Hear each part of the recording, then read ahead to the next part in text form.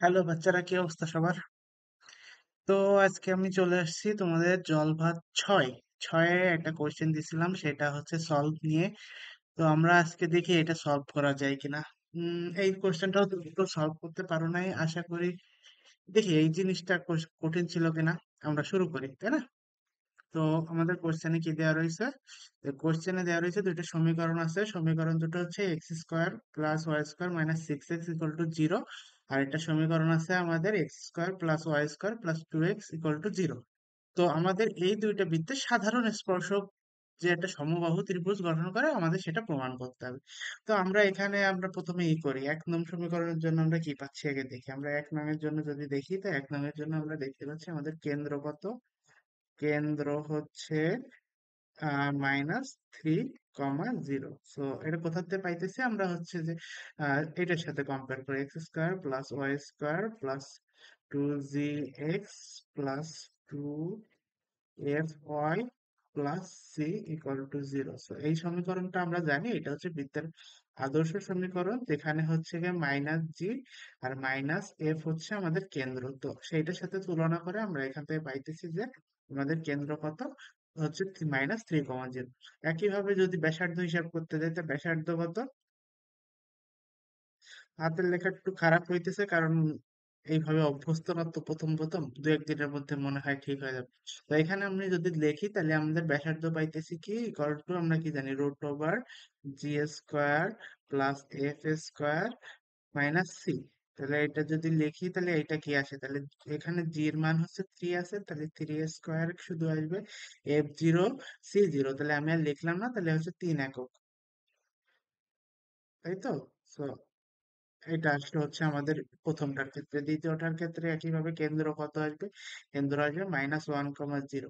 তো এটার সাথে কম্পেয়ার করে, আর ব্যাসার্ধ কত আসবে, ব্যাসার্ধ তোমরা জানোই আর কি, সেই জন্য আমি আর করাইলাম না। তো ব্যাসার্ধ এই ক্ষেত্রে হচ্ছে আবার হচ্ছে -1 এর হোল স্কোয়ার শুধু, তাহলে এটা আসবে 1। তো এটা থেকে আমরা কি দেখতে পাইতেছি, যে আমরা যদি এইটা হিসাব করি, সো আমি চিত্রটা আগেই এঁকে নিছি, তুমি দাঁড়াও হাইলাইটার দিয়ে তোমাদের দেখাই আর কি, হাইলাইটার করে গেল।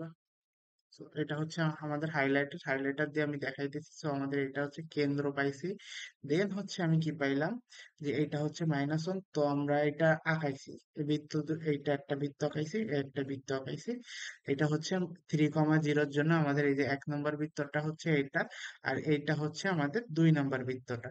তো আমরা এই দুইটা বৃত্তকে আঁকাই ফেলছি। আঁকাই ফেলার পরে এখন আমরা কি করব, তো এটা আঁকাইছি। আমরা এখান থেকে আমরা একটা জিনিস সাধারণভাবে দেখতে পাচ্ছি, যে আমাদের এক্স ইকুয়াল টু জিরো হচ্ছে বৃত্তের একটা স্পর্শক, তাই তো।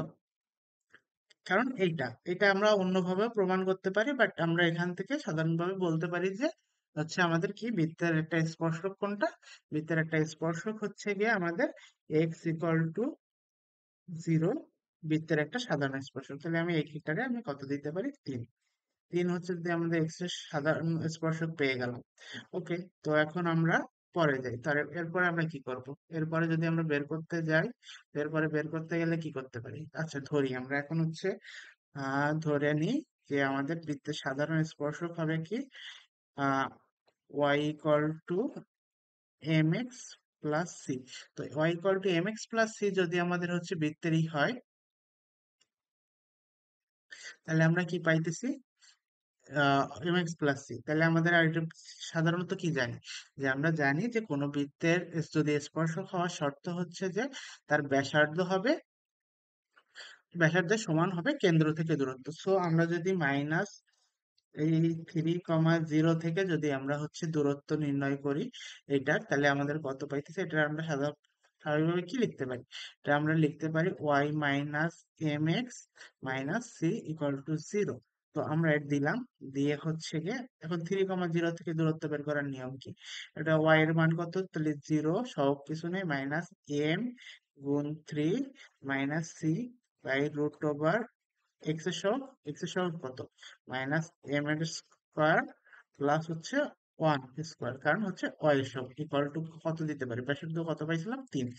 এখান থেকে যদি আমরা করি, তাহলে আমাদের কি দাঁড়াইতেছে, এটা দাঁড়ায় কি -3m minus c equal to 3 into root over M square plus one.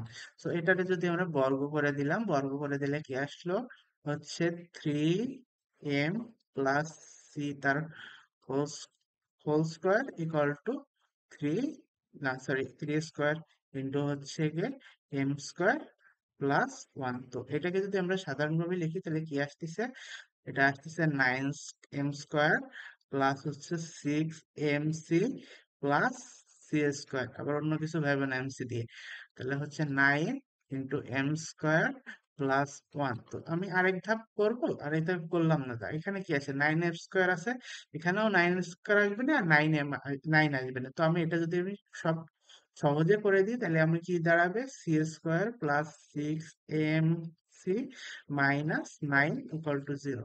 তো একইভাবে আমরা যদি পরেরটার জন্য করি, পরেরটা কি ছিল, পরেরটার কেন্দ্র ছিল কত আমাদের, পরেরটার কেন্দ্র ছিল মাইনাস ওয়ান কমা জিরো। তো আমরা বসাইলাম, তাহলে জিরো, এখানে সাধারণত একটা অ্যাবসোলুট দিতে হয়, বাট বর্গ করলে সেই অ্যাবসোলুটটা আর লাগে না। তো আমরা এটা দিয়ে এই অ্যাবসোলুটটা দিয়ে রাখলাম। যাই হোক, তো এখন আমরা কি করি, কারণ আমাদের দূরত্ব কখনো নেগেটিভ হইতে পারবে না, তাহলে এখানে কি আসবে, মাইনাস এম গুণ মাইনাস ওয়ান মাইনাস সি, এটা অ্যাবসলিউট। দেন হচ্ছে গিয়ে আমাদের কি দাঁড়াইলো, root over M square plus one square. এখানে আমাদের মাইনাস হবে না, মাইনাস হবে, বাট মাইনাস আর প্লাস একই আসে, তো আমি আর কিছু করলাম না। ইকুয়াল টু আমাদের কত দাঁড়াবে এখানে, ওয়ান। তাহলে এটা একই ভাবে যদি করি তাহলে কত আসলো, তাহলে হচ্ছে এম মাইনাস সি বাই হচ্ছে root over M square plus one equal to one. তো এটার থেকে আমাদের কি দাঁড়াইতেছে, এটার থেকে আমরা কি বর্গ করার পরে আমরা কি পাবো, এম মাইনাস সি তার whole square equal to one into M square plus one. যেহেতু ওয়ান স্কোয়ার ওয়ান হয় তাই লিখলাম না, এটাকে আবার লিখতে পারি M square minus two M C plus C square equal to M square plus one. এটাকে আমরা সাধারণ করলে এম স্কোয়ার কেটে যাবে, এই এম স্কোয়ার আছে এম স্কোয়ার আছে, এই দুটো লাগবে না। তো এটা লিখতে পারি C square minus two M C minus one equal to zero. তো এখন আমরা এটাকে যদি দেই হচ্ছে কত, 4 নাম্বার সমীকরণ, আর এটাকে যদি দেই আমরা হচ্ছে 5 নাম্বার সমীকরণ। 4 আর 5 সমীকরণ যদি দেওয়া হইলো, তো এখন আমরা কি করব, এখন আমরা 4 আর 5 থেকে কি করা যায়, কি করলে আমি এমসির মান পাইতে পারি, তাহলে আমি এমসির মান বের বের করতে গেলে আমি কি করব, আমি হচ্ছে গিয়ে 4 বিয়োগ 5 করবো। তো 4 বিয়োগ 5 করে আমি একসাথে লিখে দেবো, না একবারে আমি করে দেখাই দিই, c square plus six M C minus nine equal to zero, আর এখানে আছে c square minus two M C minus one equal to zero. তো এই দুটোকে যদি আমি বিয়োগ করতে যাই, এটা চিহ্ন মাইনাস, এটা হচ্ছে প্লাস, এইভাবে ট্রাই করো যাতে সব নিচে ঠিক থাকে। তাহলে আমাদের কত হলো, এইট এম সি মাইনাস কত, এইট ইকুয়াল টু জিরো। তো এখান থেকে আমরা বলতে পারি M C equal to one. আমি আর ক্যালকুলেশন করে দেখালাম না, তোমরা পারো আশা করতেছি। সরি, এখানে এটা দেয়া দাগটা দেখে গেল একটু, তো গেল, তো ঠিক আছে, দিলাম। এরপরে আমি এখানে কি করব, এমসি যেহেতু ওয়ান, তাহলে আমি কোথায় বসাবো, এমসির মান যে কোনো একটা বসাইলাম, c square minus two into one, এখানে বসাইছি আর কি, 5 নম্বরে বসাইছি, আশা করি বুঝতে পারছো। One minus one equal to zero, এখানে মাইনাস টু আর মাইনাস ওয়ান, তাহলে মাইনাস থ্রি, তাহলে সি স্কোয়ার ইকুয়াল টু আসতেছে কত, থ্রি, আর C equal to plus minus root three. এখন যদি তুমি এম সি ইকুয়াল টু যেহেতু ওয়ান, তাহলে এখানে বসাইলে তুমি কি পাইতেছো, সি যদি হচ্ছে গিয়ে C equal to root three হইলে, হ্যাঁ, এম ইকুয়াল টু হচ্ছে গিয়ে one by root three. Then আবার একটু নিচে যাই, জায়গা থাকতেছে না, তো এই পাশে দেখো না, এখানেই দেখো। আবার যদি যদি হচ্ছে গিয়ে তুমি সি ইকুয়াল টু কত পাও, মাইনাস রুট থ্রি, দেন তুমি এম পাইতেছো হচ্ছে গিয়ে minus one by root three. তাহলে তুমি সমীকরণ দুইটা কি পাইলে, সমীকরণ দুইটা তুমি পাইছো, তুমি হচ্ছে ওয়াই ইকুয়াল টু, যেহেতু এম এর মান, তাহলে তুমি যদি ওয়ান বাই রুট থ্রি হয়, তাহলে ওয়ান বাই রুট থ্রি তারপর হচ্ছে এক্স, ঠিক আছে, দেন হচ্ছে গিয়ে কি প্লাস রুট থ্রি, আরেকটা কি পাইছো, Y equal to minus one by root three plus, না প্লাস না এটা মাইনাস, কারণ দেখছো ভুল করছি, মাইনাস রুট থ্রি। তাহলে এখন কি হলো, এই দুটো হয়ে গেল।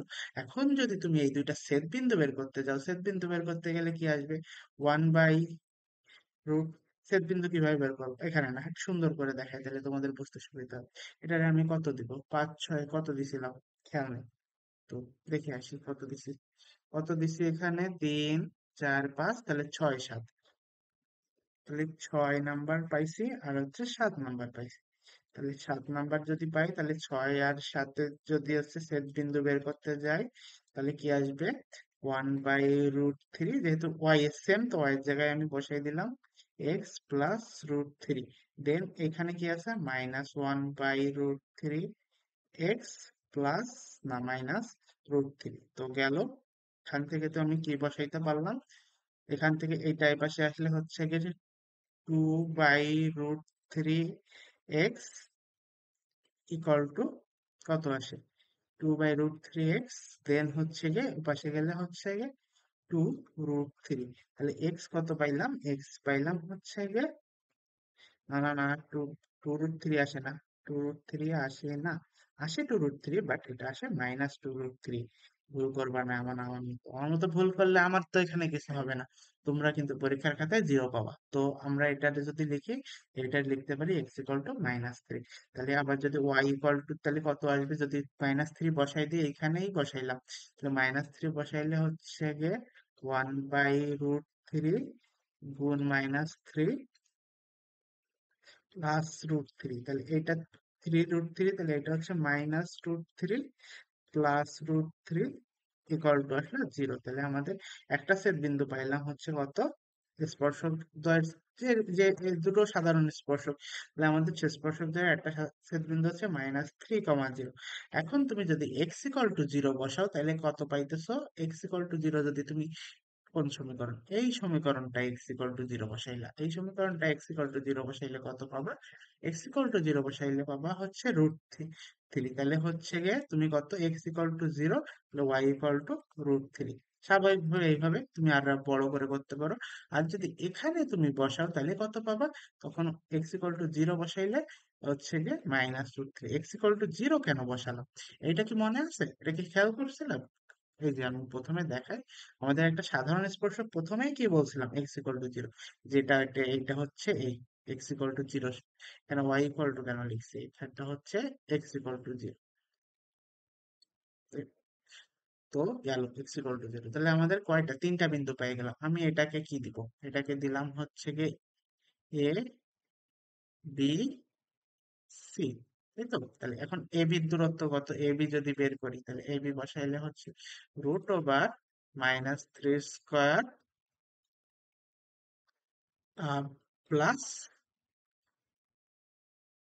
মাইনাস রুট থ্রি, মানে আই গেস এগুলো সবাই পারো, দুইটা বিন্দু দূরত্ব নির্ণয়, তাই আর দেখাইলাম না। তো এটা হচ্ছে root over nine plus three equal to root twelve. একইভাবে তোমার যদি খেয়াল করো, যে তুমি যদি এসি বের করো, এসি বের করলেও হচ্ছে তোমার কত আসবে, minus three square plus root, plus root three বসাইলাম, যেহেতু zero minus minus root three, তো এটা লিখলাম না, এটা nine plus three equal to এটাও রুট টুয়েলভ। এখন আরেকটা আছে আমাদের বিসি, বিসি যদি বের করতে যাই, বিসি যদি বের করলাম, বিসি কত হইবে, এটা হচ্ছে zero minus zero whole square plus root three, এখানে এই ব্র্যাকেট দিই তাহলে ভালো হবে, মাইনাস মাইনাস রুট থ্রি, তার হচ্ছে গিয়ে হোল স্কোয়ার। তাহলে এটা কি দেখা যায়, zero square plus two root three তার হোল স্কোয়ার। এটা টু রুট থ্রি মানে কত, টু হচ্ছে টু এর স্কোয়ার চার, আর তিন, চার গুণ তিন বারো, তাহলে এটাও কত পাইলাম, বারো। তাহলে আমরা এখান থেকে বলতে পারি a b equal to a c equal to b c. তো এখান থেকে আমরা প্রমাণ করতে পারলাম যে বৃত্তে যে তিনটা সাধারণ স্পর্শক ছিল, সেইটার দ্বারা যে ত্রিভুজটা গঠন করছে, অর্থাৎ কোন ত্রিভুজটা আমরা একটু এখানে যাই তাহলে বুঝাইতে পারবো। তো আমরা এই যে এইটা হচ্ছে, এটা কি লিখছি, এটা তো এ দিই নাই, এ দিছিলাম কোনটা, বি দিছিলাম কোনটা, মুছে যায় সব।